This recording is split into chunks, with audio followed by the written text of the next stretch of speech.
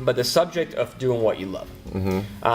There's something inside of me that scares me a little bit, because a lot of young people now, lately especially, have been hearing this whole thing of do what you love, do what you love, do what you love. And the joke that I always made is I never knew that I loved hot dogs until I actually tried a hot dog. So how do you actually know what you love if you're actually not trying a lot of different things? And could that be dangerous to artists or to any kind of person, pushing themselves to doing what they love instead of doing what excites them?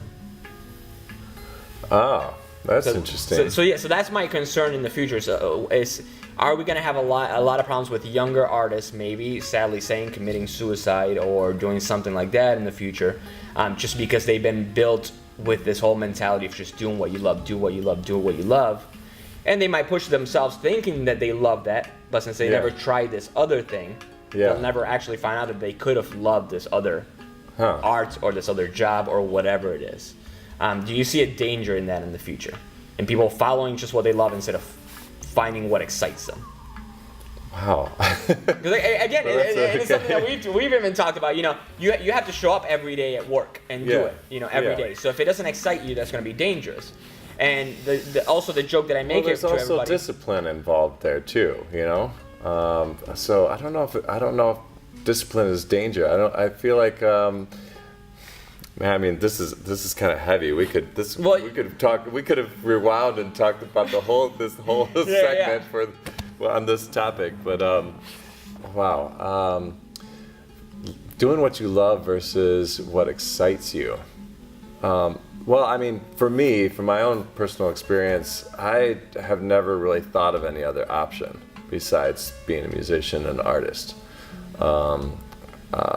So it was not like, and it's even doing what you love is hard, and what excites you is hard, because I mean, you could do what you love and excites you and not get the best feedback from it, you know, and you have to be strong enough to believe in yourself to know that you are going in the right direction and not depend on feedback from other people to tell you, you know, what you're doing is right and what's wrong, you know. And you'll always find things wrong. I mean, Ben Sharkey, the musician, doesn't like doing taxes, I'm sure. Yeah. Nobody likes doing taxes. Yeah. I definitely know that about myself. I do not enjoy spreadsheets. But that's what I'm getting at. So no matter, even if I'm filming, I have this mentality of even Steven Spielberg hates part of his job. Yeah. And I'm sure he loves what he does. He loves filming.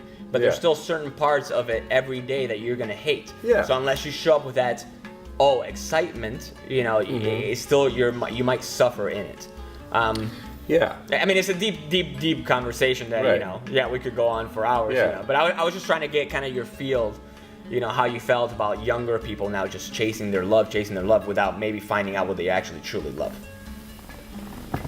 Yeah, I mean that's kind of a that question is kind of it's a hard one to really wrap your head around, because you know, the people, it might be confused about what's exciting to them and what they love. And I mean, you can do something that you love and be excited about it, obviously, but there's I don't know, I guess my own concern is someone you know, taking things too personally and not having the strength and the self-belief or self-confidence in what they're doing to be able to continue to pursue it, you know. And there's going to be a lot of talking heads around you telling you, oh, that's, you know, you should do this, you should go in this direction, or you should, you know, for me, a lot of people are like, oh, you should cover this song, you should do this, and all that kind of stuff, you should, you know, do this kind of music, and blah, blah. And so a lot of times you just have to, like,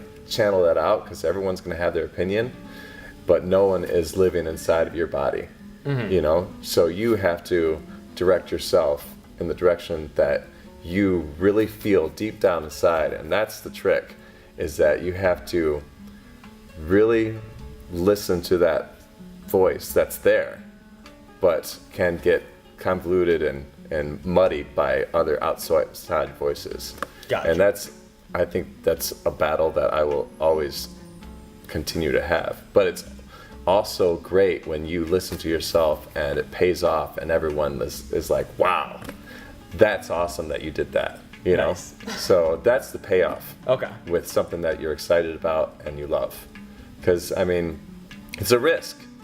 The arts is a risk. Yeah. You know, you that's- could go. My dad always said you could go be Joe Accountant and be safe and have a steady paycheck, have a house in the suburbs, you know, with 2.5 children and you know a partner for life and that kind of stuff, and just, you know, have your 2 weeks paid vacation.